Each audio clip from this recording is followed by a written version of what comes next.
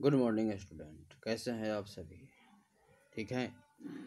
देखिए, आज मैं इस वीडियो में क्लास 9th का पद भाग का तीसरा अध्याय जो कि रसखान के द्वारा रचित है उसे पढ़ाने जा रहा हूँ। ठीक है।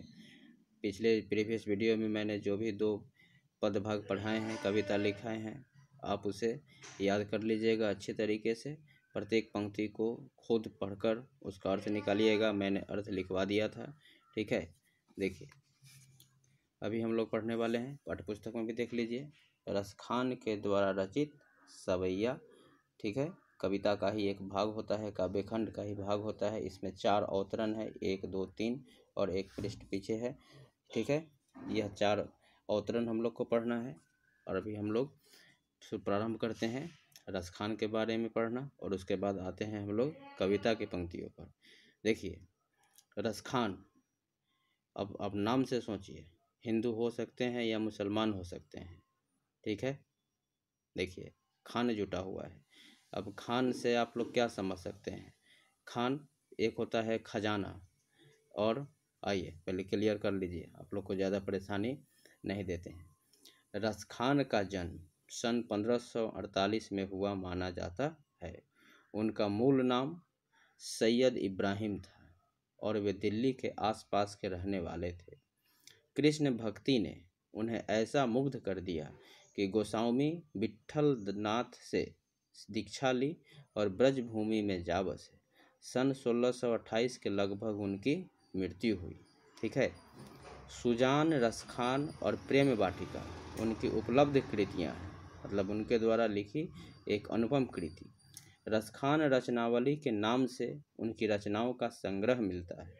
प्रमुख कृष्ण भक्त कवि रसखान की अनुरक्ति न केवल कृष्ण के प्रति प्रकट हुई है, बल्कि कृष्ण भूमि के प्रति भी उनका अनन्य अनुराग व्यक्त हुआ है, अगाध प्रेम प्रकट हुआ है। उनके काव्य में कृष्ण की रूप माधुरी, ब्रज महिमा, राधा कृष्ण की प्रेम लीलाओं का मनोहर वर्णन मिलता है। वे अपनी प्रेम की तन्मयता, भावविह्वलता और आसक्ति के उल्लास के लिए जितने प्रसिद्ध हैं, उतने ही अपनी भाषा की मार्मिकता, शब्द चयन तथा व्यंजक शैली के लिए भी प्रसिद्ध हैं। उनके यहाँ ब्रज भाषा का अत्यंत सरस और मनोरम प्रयोग मिलता है, जिसमें जरा भी शब्द आडंबर नहीं है। मतलब एक ऐसी भाषा जो सामान्य लोग भी आसानी से समझ सकें। अब देखिए, कविता का सारांश है यहाँ पर कि यहाँ संकलित पहले और दूसरे सवैये में कृष्ण और कृष्ण भूमि के प्रति कवि का अनन्य समर्पण भाव व्यक्त हुआ है। तीसरे छंद में कृष्ण के रूप सौंदर्य के प्रति गोपियों की उस मुग्धता का चित्रण है जिसमें वे स्वयं कृष्ण का रूप धारण कर लेना चाहती है। देखिए, कौन? गोपियाँ। चौथे छंद में कृष्ण की मुरली की धुन और उनकी मुस्कान के अचूक प्रभाव तथा गोपियों की विवशता का वर्णन है। ठीक है। तो देखिए, अब हम लोग आते हैं पाठ्यपुस्तक की पंक्तियों पर। देखिए, मानुष हो तो वही रसखानी। समझ लीजिए, रसखान कृष्ण के अनन्य भक्त थे। ठीक है। उन्हीं को ध्यान में रखते हुए यहाँ पर कौन सा पंक्ति आया कि मानुष हो, कि अगर मनुष्य में मेरा जन्म हो तो वही रसखानी। मतलब रसखान कहते हैं कि अगर मनुष्य में मेरा जन्म हो अगले जन्म में, तो बसों ब्रज गोकुल गांव के ग्वालन, तो मैं गोकुल के गांव के ग्वालय के रूप में ही रहना चाहता हूँ, बसना चाहता हूँ। जो पशु हो, अगर पशु में जन्म हो तो कहा बस मेरो चरौ नित नंद की धेनु मंझारण, तो मैं नंद की गायों के बीच में ही चरना चाहता हूँ। पाहन हो तो वही गिरी को जो कियो हरिछत्र पुरंदर धारण, अगर पत्थर में जन्म हो तो मैं वही पर्वत बनना चाहता हूँ। ठीक है।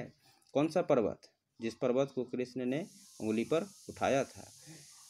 जौ खग हो तो बसेरो करो मिली कालिंदी कुल कदम्ब के डारण, अगर पक्षी में जन्म हो तो मैं वही पक्षी बनूं जो कि कदम्ब की डाल के पास जाकर बैठा करता है, उड़ा करता है। ठीक है।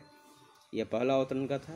मैं इसका अर्थ आप लोग को अब धीरे धीरे दिखाकर लिखा रहा हूँ, आप लोग ध्यानपूर्वक देखिएगा। अब मानुष हों तो से लेकर कुल कदम्ब की डारण तक का ये अर्थ मैं लिखवा रहा हूँ।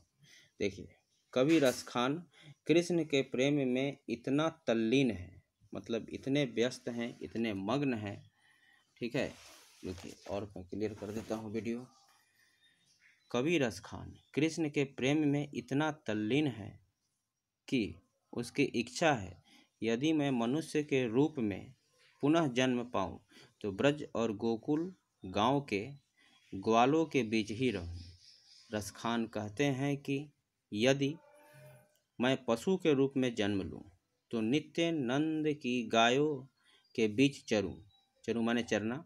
रसखान की इच्छा बस इतनी है कि विधाता ईश्वर यदि मुझे पत्थर बनाए तो उसी गोवर्धन पर्वत का, जिसे ब्रज की रक्षा के लिए इंद्र के कारण कृष्ण ने छतरी की भांति उठा लिया था। ठीक है, रसखान की कामना है कि यदि मैं पक्षी बनूं तो मेरा बसेरा यमुना के तट पर स्थित वही कदम्ब वृक्ष हो जिसके नीचे खड़े होकर कृष्ण बंसी बजाते हैं। ठीक है, तात्पर्य यह है कि रसखान प्रत्येक स्थिति में कृष्ण का निकटतम सानिध्य प्राप्त करना चाहते हैं, मतलब कृष्ण के नज़दीक रहना चाहते हैं। ठीक है, एक बार ध्यानपूर्वक देख लीजिए आप लोग खुद ही, और बड़े अच्छे तरीके से लिख लीजिएगा और याद भी कीजिएगा। ठीक है, चलिए दूसरा देखते हैं। पाठ्यपुस्तक में पहले देखिए,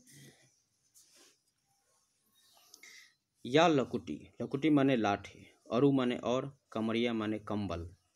मतलब कि या लकुटी अरु कमरिया पर राज तिहूं पूर को तजी डारो, मतलब कृष्ण की लाठी और कृष्ण के कंबल पर, या उनकी लाठी और उनके कंबल पर मैं तीनों लोक के सुख को त्याग सकता हूँ। कौन बोले? रसखान।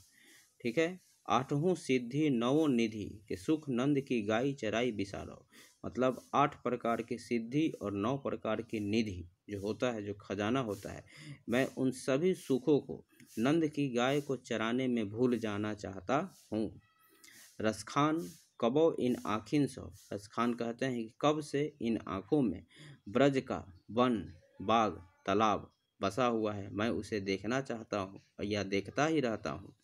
ठीक है, कोटिक ऐ कलधौत के धाम कड़िल के कुंजन ऊपर बारो, मतलब कि मैं, ध्यान से देखिएगा, कोटिक एक कलधौत के धाम कड़िल के कुंजन ऊपर बारो। कलधौत माने सोने का महल, कोटिक माने करोड़ों, मतलब कि मैं करोड़ों सोने के महल को उनके झोपड़ी, जो कि कांटेदार झोपड़ी है, उस झोपड़ी पर मैं वार देना चाहता हूँ। मतलब मैं सोने के महल में नहीं रहना चाहता, और कृष्ण का अगर साथ हो तो मैं कटीले झोपड़ी में भी रह सकता हूँ। ठीक है, यह था आपका दूसरा अवतरण। अब मैं इसका अर्थ आप लोग को दिखाता हूँ। रसखान का प्रेम कृष्ण के प्रति इतना अधिक है कि वह संसार के समस्त सुखों और अनमोल सिद्धियों को भी उस प्रेम पर न्यौछावर कर देने की बात कहते हैं। कवि कहते हैं कि कृष्ण की लाठी और कंबल पर मैं तीनों लोकों का राज्य भी न्यौछावर कर दूं, 8 सिद्धियों और 9 निधियों के सुख को भी यदि नंद की गाय चराने का अवसर मिल जाए तो मैं भूल जाऊं।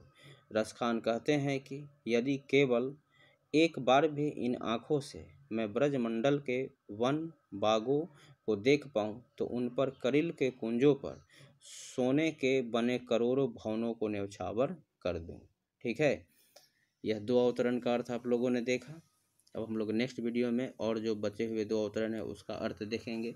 मैं एक बार ध्यानपूर्वक आप लोग को पूरा दिखा दे रहा हूँ, देख लीजिए, फिर आप लोग लिख लीजिएगा और याद कर लीजिएगा।